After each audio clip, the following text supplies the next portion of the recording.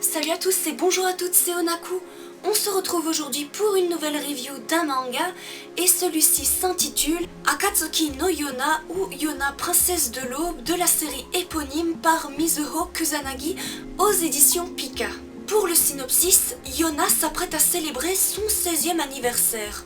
C'est la princesse héritière du royaume de Koka, un royaume fictif inspiré de plusieurs pays asiatiques comme la Corée, la Chine ou encore le Japon. Yona a toujours vécu dans le luxe du château, protégée depuis ses 13 ans par son garde du corps Hak et tant aimée par son père, le roi Ire. La veille de son anniversaire, son cousin, dont elle est secrètement amoureuse depuis qu'elle est toute petite, vint pour célébrer l'anniversaire de la princesse le lendemain.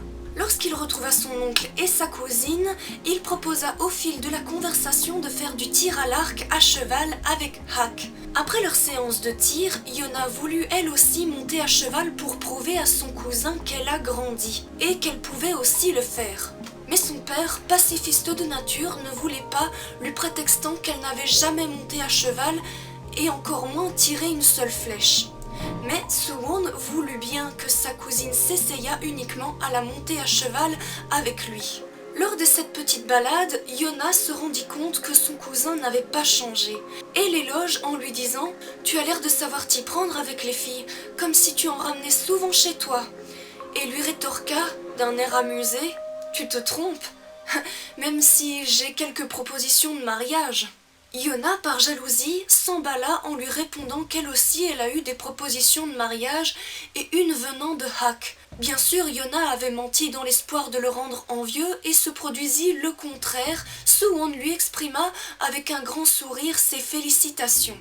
En rentrant dans sa chambre au palais avec Hak, son serviteur et son père, Yona se mit à avoir des remords de son mensonge et pointa l'exagération de Suwon d'être tombé dans le panneau. Pourtant, Sa Majesté, le roi Il, dit que ceci pouvait vraiment se faire car, vers l'âge de 16 ans, une princesse est en âge d'être fiancée. Mais Yona répondit à son père qu'elle ne veut pas épouser Hak, mais son cousin Suwon. Car même s'il lui a offert à sa fille tout ce dont elle voulait en dehors des armes, le roi refuse catégoriquement que Yona épouse son cousin Suwon car il est de sang royal en plus d'être son oncle.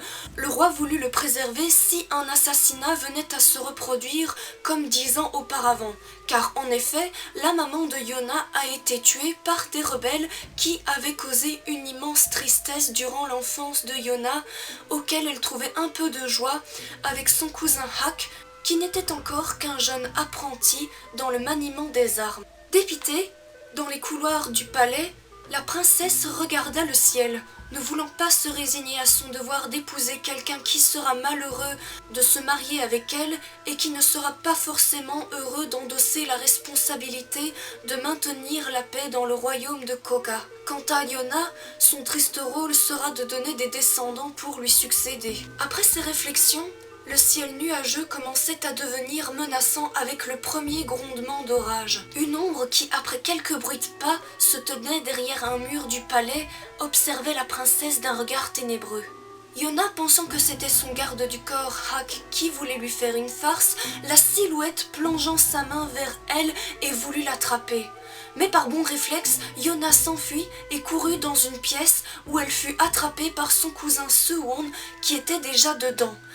Voulant la rassurer, il lui proposa gentiment de la conduire dans la chambre de Hak, son fiancé, comme il le pense toujours. Mais Yona finit par lui déclarer sa flamme en lui avouant « C'est toi que j'aime, Suwon, c'est toi que je veux, depuis toujours !» Mais ce dernier est totalement insensible à sa confession. Il lui proposa simplement de la ramener à sa chambre au vu que la pluie s'était calmée, et repoussa la princesse un peu froidement car il se dit peu doué pour les histoires sentimentales et que même s'il a eu des propositions, il ajouta qu'il n'a donné aucune réponse favorable à une prétendante. Et il ne voit Yona que comme une petite sœur depuis son enfance. Le lendemain, l'anniversaire de la princesse battait son plein. Le monarque, il, était tout ému de voir que sa fille est enfin devenue une jeune femme. Mais cette dernière se plaint de ses cheveux pour la 100e fois. Son cousin, Sewon, vint la complimenter afin d'essayer de conjurer son complexe. Il exprima que ses cheveux lui font penser à la couleur du ciel à l'aube, et il lui fit don d'une magnifique épingle à cheveux pour ainsi les mettre en valeur. La princesse Yona rougit un peu en contemplant un tel geste venant de lui. Elle se demanda si son cousin était sincère. Mais au soir, lorsque la plupart des invités s'en sont allés, Sewon informa Hak que la sécurité du palais est compromise et lui expliqua le récit que Yona avait vécu la veille. Il lui suggéra de renforcer la sécurité aux extérieurs du palais. De son côté, la princesse n'arrive pas à s'enlever de la tête le compliment de Sewon, et cela lui tient tant à cœur qu'elle s'en alla pour annoncer à son père qui est, à cette heure-ci, dans sa chambre. Mais ce soir-là, aucun garde n'était à sa porte, contrairement à ce que l'exigeait le protocole. Mais lorsqu'elle l'eut pénétré, elle vit son propre père s'écrouler, transpercé par une épée, et une grosse flaque de sang s'étendit sur le sol. Elle courut pour aider son père, et elle vit aussitôt qui était l'assassin et découvrit avec effarement que ce n'était autre que son cousin Sewon, et le premier chapitre se termina ainsi. Aux extérieurs, Hak avait un mauvais pressentiment qui le guettait, se questionna aussi de la sincérité de Sewon, et trouva que tout à coup, tout était devenu trop silencieux. Mais au même moment, Yona supplia son cousin de faire quelque chose pour sauver son père, mais il lui répondit impassiblement que le roi ne réouvrira plus jamais les yeux, et ajouta « C'est moi qui l'ai tué ». La princesse commença à convulser de terreur, et ne reconnaît plus son cousin qu'elle avait tant aimé, et à qui elle aurait donné le bon Dieu sans faire de confession. Sewon vint rapidement aux explications de son horrible geste, et le justifie en s'estimant plus légitime que le roi, car par le passé, le père de Sewon, Yuhon, le frère aîné de Il, était un guerrier intelligent qui avait une grande facilité à enchaîner les victoires, mais son père avait choisi plutôt son petit frère pour le succéder parce qu'il était tout le contraire de son frère aîné, pacifiste et refusant tout conflit, au point que le souverain avait la réputation d'un monarque peureux et mou. Seulement, le jour du trépas du monarque qui précédait arriva. Yuhon voulut bien laisser le trône à son petit frère en attendant de le conquérir par la force. Et le petit Sewon, 8 ans, n'attendait qu'à pouvoir se battre aux côtés de son père, quitte à sacrifier sa propre vie.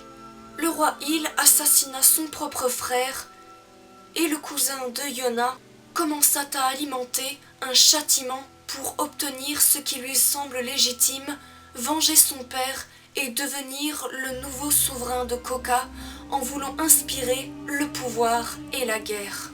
La princesse se demanda si tout ce qu'elle vivait était bien réel et si tout ceci n'était qu'un rêve en perdant pied. Mais lorsque les gardes de Sewon arrivèrent dans la chambre du roi, Yona s'enfuit pour échapper à une mort certaine. Mais elle fut vite rattrapée et l'un des gardes aurait pu lui trancher la gorge à coups d'épée quand son garde du corps, Hak, vint à sa rescousse et d'un coup de lance tua le garde. Après une brève discussion de règlement de compte entre Hak et Sewon, Hak et Yona prirent tous les deux la fuite pour se cacher afin de faire sortir la princesse du palais indemne. Minso, le serviteur, se porta volontaire pour faire diversion et ainsi permettre à Yona et Hak de s'enfuir hors du palais en prenant le chemin de la forêt. Mais Minso, en leurrant les gardes, prit une flèche dans le dos.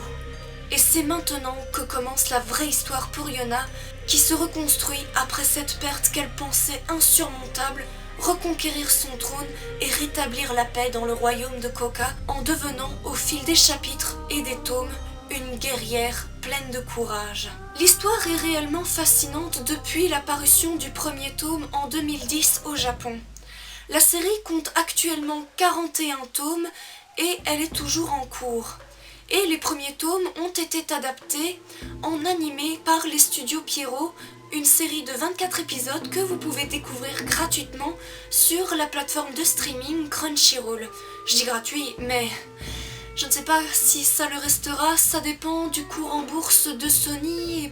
Et donc la question de savoir si cela le restera encore gratuit durant les prochains mois. En bref, je vous recommande très vivement cette série, qui est vraiment une série à découvrir, car elle est à la fois pleine d'action, d'aventure, de fantaisie, donc je recommande cette série si vous n'êtes pas forcément à l'aise avec les shoujo, que vous soyez une fille ou un garçon. Merci à toutes et à tous d'avoir regardé cette vidéo jusqu'au bout. Si elle vous a plu, n'hésitez pas à y mettre un petit pouce bleu, de partager ma vidéo sur les réseaux sociaux. N'oubliez pas non plus d'écrire un commentaire, je suis curieuse de connaître votre avis sur le manga ou l'anime en commentaire. Et n'oubliez pas non plus de vous abonner à ma chaîne YouTube, c'est gratuit. Moi je vous dis à très bientôt pour de prochaines vidéos. Et comme toujours, bye bye pour sayonara, minasai.